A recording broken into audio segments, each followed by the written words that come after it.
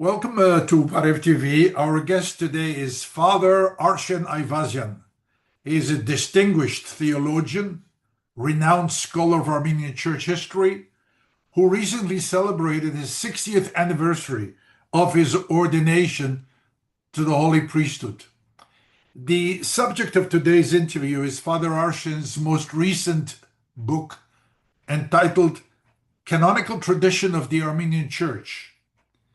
This volume contains the English translation of the canon law courses taught in the early 1960s by his teacher, Archbishop Norar Bogharian, at the St. James Seminary of the Armenian Patriarchate of Jerusalem, where Father Arshen himself was a student. The original lectures delivered in 1960 have now become accessible to a much broader audience through this publication. Father Arshen, thank you again for joining us, for shedding light into the history of the Armenian Church. My first question is, how can you or would you define canonical tradition of the Armenian Church? What is it based on? How do these canons get adapted into the Armenian life? That's a very good question, Vartan. But first, before I answer, I thank you for the opportunity to speak about the subject, to introduce. Mine is only a translation. I'm not the author. Noray Serpazan is. I'll tell you, I will have the opportunity to tell you exactly how this course was taught and all the other courses. However, canons actually are in the Bible. For example, the Ten Commandments are a set of canons. Do this, do that.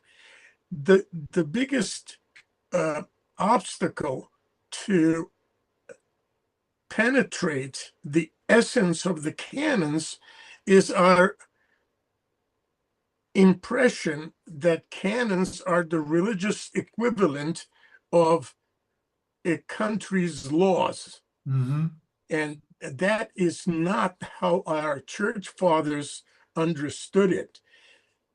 If you really compare, a rough comparison, just to be understandable, the laws of a country are intended to prevent people from committing crimes by setting up punishment for any given mistake, wrongdoing, and whatever. Whereas the purpose and the essence of the canons is to keep someone faithful to his or her confession of, in our case, the Christian faith, or an adherent of a church faith. So in that respect, the laws of a country deal with lawbreakers with legal punishment, short or long, fines, imprisonment, some form of a punishment.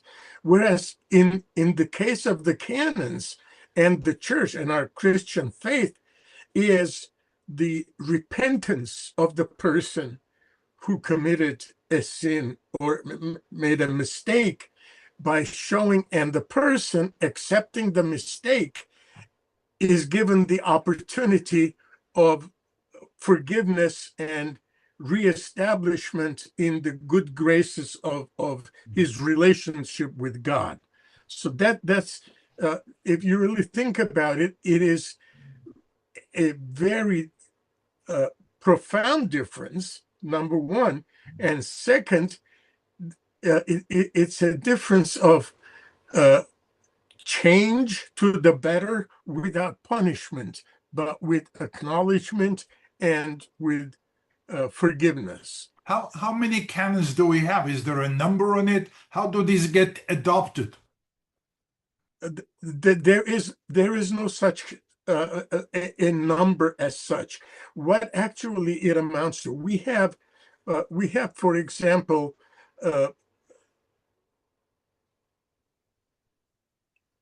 the sources of theology.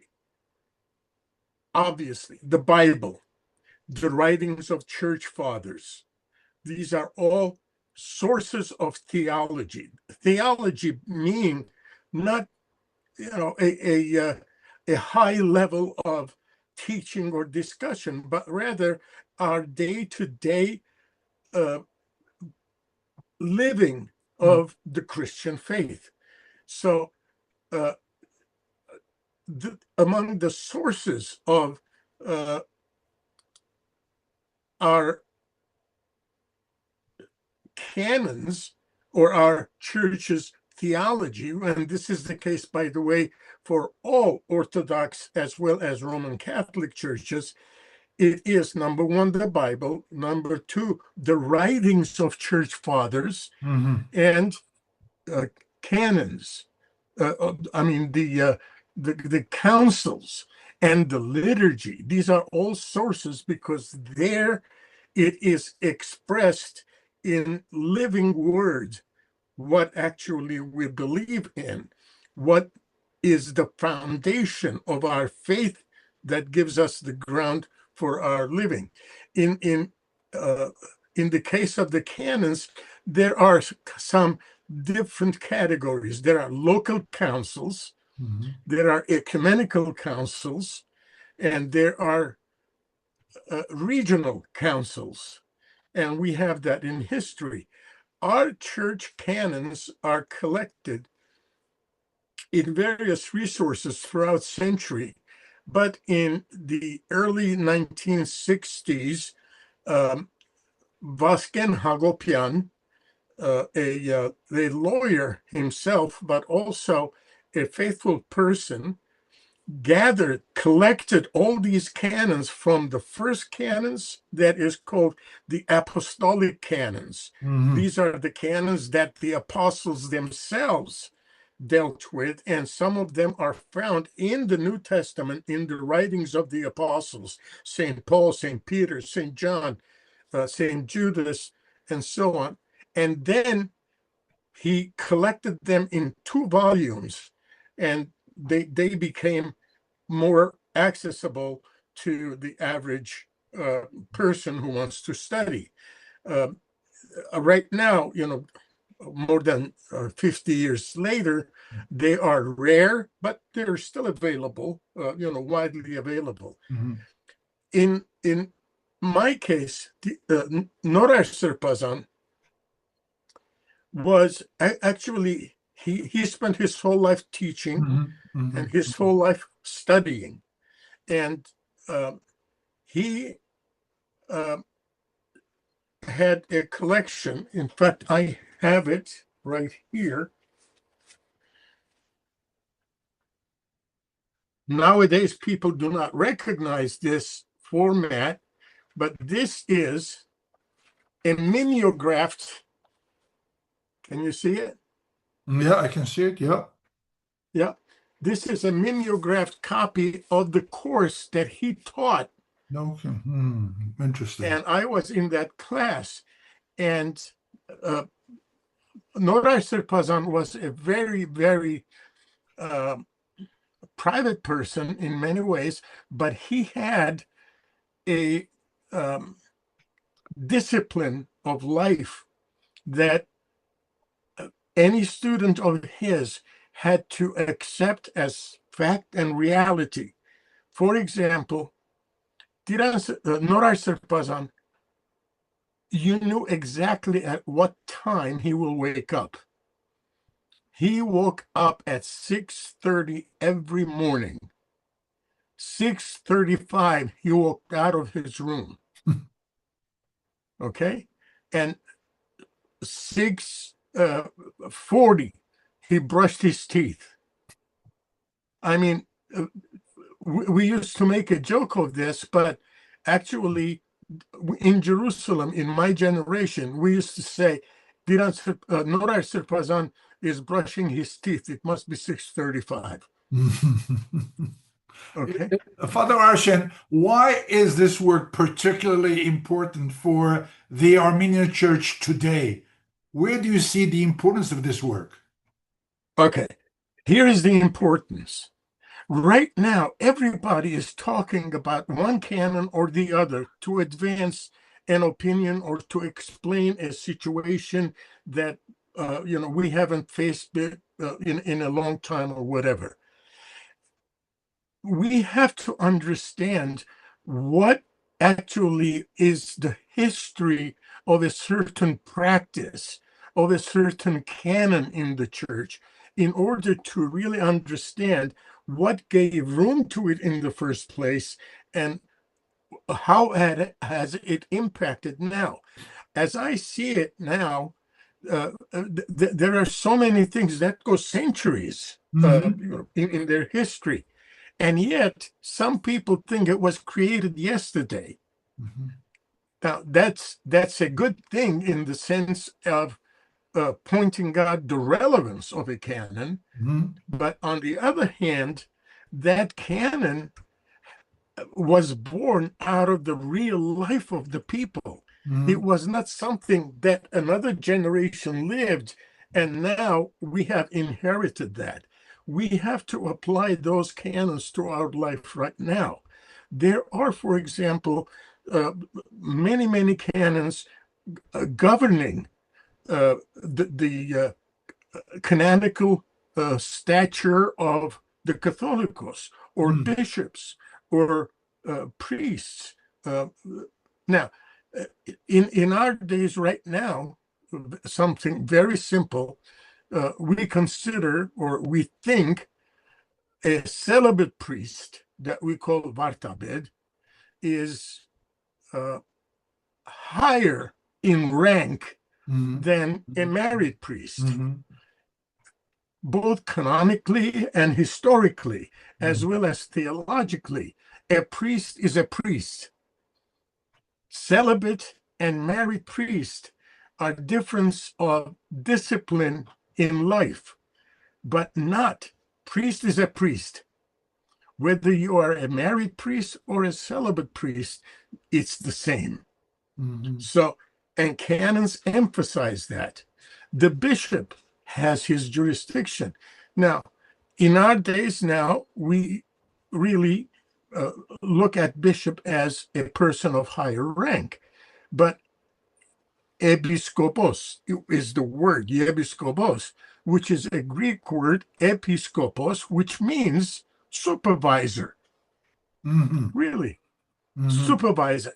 And bishops supervised a group of churches in a certain geographic area.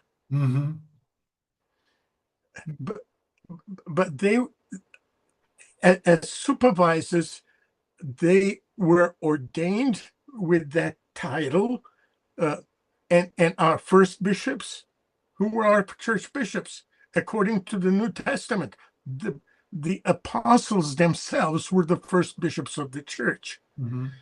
And from them, that's why for us it is important.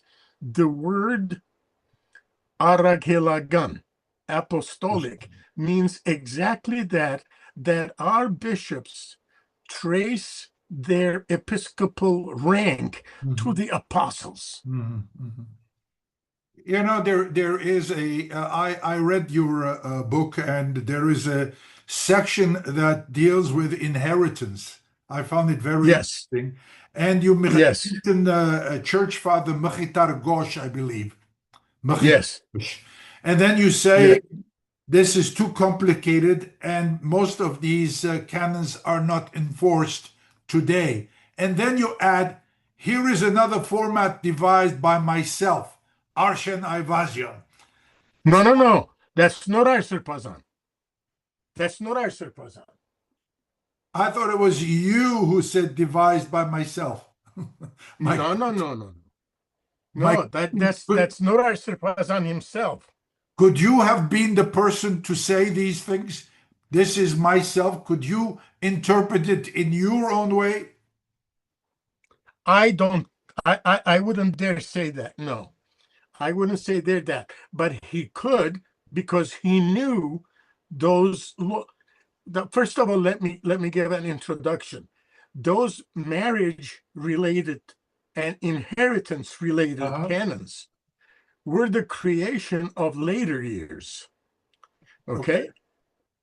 Okay, particularly what we have now was created in the Ottoman Empire Hmm. when they actually divided the population of the Ottoman Empire into religious communities, which they called millet.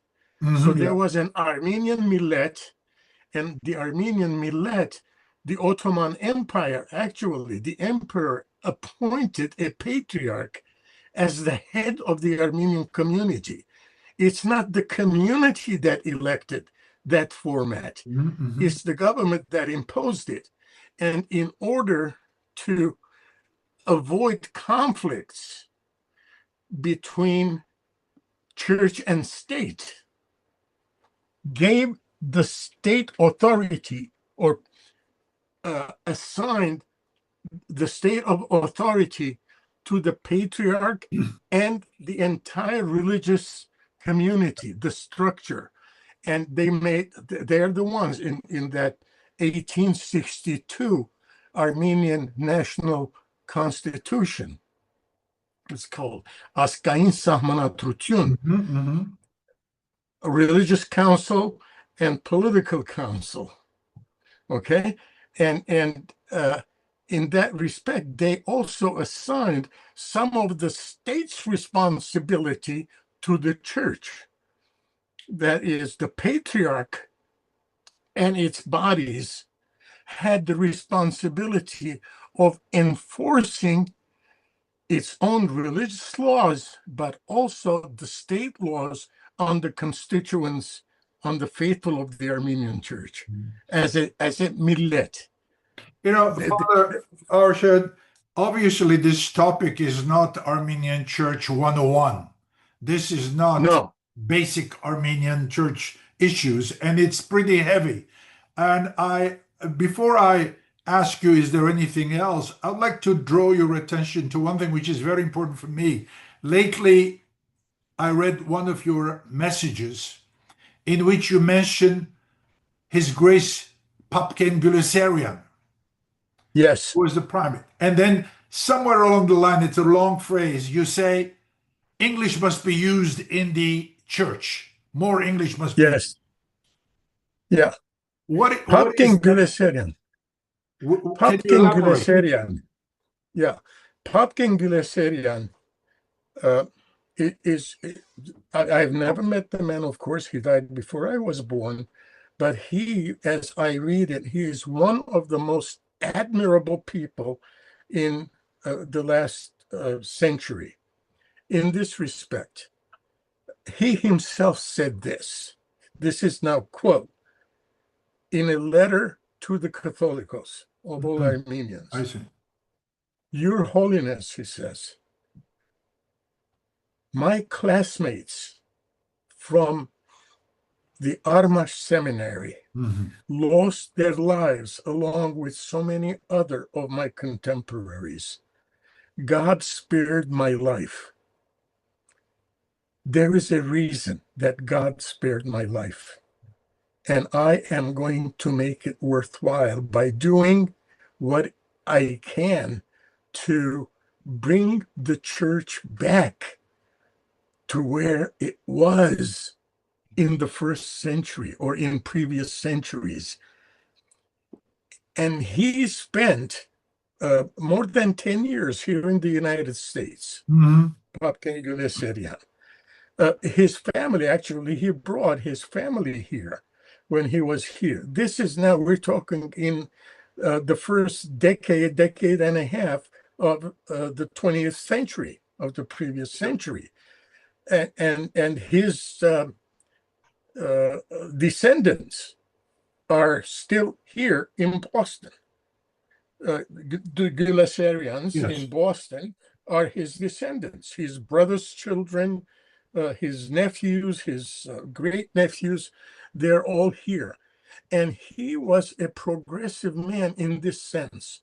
I mean, here we are, fourth and fifth generation American born. When he was here in the United States, the American born generation was just starting. The first generation was just being born. And yet he evaluated the entire situation by observing what is going on here in the United States and the structure of life. And he suggested that for the church to be relevant for future generations, it must change. And he first of all emphasizes the fact that the church has been in a process of change from the moment God established it. It changes to adjust to the circumstances in which she finds herself. And to give you just one example, right now, a lot of people think that cremation is a no-no. And he actually has a writing, and I have it here in my library, where he says one day, this is in Providence. He actually gives the name also. He was in Providence, and a very dedicated church family had a death. Their grandma had died, and they asked him if he would do the service. He certainly agreed. And then he went to the chapel of the cemetery. Many cemeteries had and still have chapels. He went there. He says, after I got there, I found out that they're going to cremate. So he says, what am I going to do? And this is he saying, I'm almost quoting it. He says, what am I going to do? Deny this very dedicated church family, faithful church family, the comfort of the liturgy? So he says, no. I asked them to give me a few private moments. I went over the service to see if there are any changes that I need to make in the prayers to comply with the situation at hand. And he says, I did it. I did it. He actually says he read the prayers and he describes how the cremation took place, not in gory details, but in the sense how the casket was taken in dignity, in a very dignified way, very respectful way, and was lowered, and it went to cremation, and then it came, and he says, now, after describing all of this, he says, now what is the Armenian church going to do? Deny cremation to its faithful? And he answers his own question. No, of course not. It's going to adjust. How are such decisions come about? Do we have the proper channels to address these issues today, Yes. 2026? Yeah. First of all, there are references to cremation in the Bible. So that's one source for us. And second, the teachings of the church, the interpretation of scripture by our church fathers give us a lead into all these things. And theologians have studied, Orthodox theologians, and St. Gregory of Datev addresses the issue of not cremation itself, but of death by drowning in the deep sea. And he says, okay, what's going to happen? The body is going to be actually consumed by as you know, the terminology is by the beasts of the ocean, by Mhm. the beasts of the sea, and and then on the last day, what is going to happen? He says, Datevatsi says, God in his wisdom and almighty power is going to bring all the pieces together and give the body, as the church teaches, it is going to give the new body, the risen body that we believe we're going to have as Christ received the uh, enlightened body after the resurrection. And God is going to do that. So if we believe God is almighty and he's going to do that, why is God not going to do the same for the body that was burned in cremation? You see, those are the things that we have to actually bring together to find the answers to our questions. Father Arshen, Aivazian, let me go back to the Yes, canonical tradition of the Armenian Church. Is there anything in closing? Because I don't want to prolong this. Maybe we'll have another chance right, to talk about issues of the right. Armenian Church. But is there anything in closing you would like to bring to the attention of the faithful? Yes, we have to actually look at it now, and rather than go with our own interpretation of persons and positions and orders and laws, we have to actually penetrate the essence, because everything that is written in that book of canons, in that introduction of canons, is directly from the church's experience from the first century. Deacons, we didn't create deacons. Deacons were created in the New Testament as the Christian community grew and their needs grew. The disciples, the apostles said, it's not proper for us to spend all our time serving at the tables, the table being, of course, the altar now that we call, and let's find somebody else, worthy people. And they selected seven and they ordained. The first one was Stephen, and the rest. So we have to reestablish, by that experience, we have to reestablish the meaning of deacons Mhm. from that first experience. Right now, we have hundreds and hundreds of deacons all over the world, including here in the United States, but the original purpose has been lost. It has been reduced only to serving at liturgies in the church, the Badarak and any other liturgies that they're familiar with.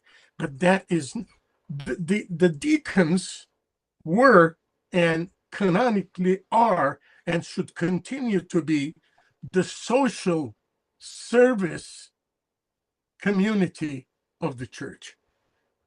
Father Arshen Aivazian, you're truly a distinguished theologian. A pleasure to talk to you about these issues. You're a renowned scholar of Armenian church history. And let me add one thing I use every single year, the fact that you also gave us I think it was the sixth verse of Adonai Vochpa. For many years, Yes, people thought it was five verses. yes, You came up with the six and you titled it Garabed. So that is something I personally would thank you. Where do you yeah, find that this? yeah, that was the author. Well, don't forget, my parents are Adanatsi, Okay, here we and go. in my childhood parish church in Beirut, we used to actually sing that song all day on April 24th. And they used to cook mada the night before and distribute it to everybody in the neighborhood.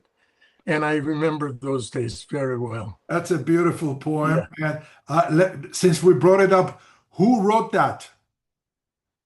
Somebody by the name of Garabed, that's Oh, all we that's know. okay. Okay, Garabed. Yeah, Okay. yeah. Father Arshen, thank you very much for your time. I hope You're we'll get welcome. together soon again and discuss issues that are important to the community. Thank you very much. Anytime. Thank you. You are welcome. Thank you.